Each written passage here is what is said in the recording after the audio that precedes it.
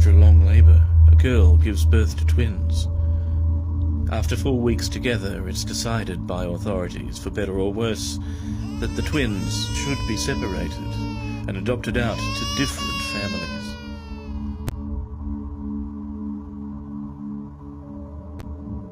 When the twins finally reunited in 1979, they found they had an extraordinary amount in common, despite being apart for the past 39 years.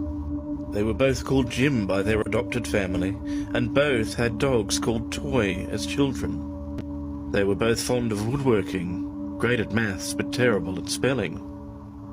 Later in their lives, they'd both married women called Linda, divorced them, and had new wives called Betty.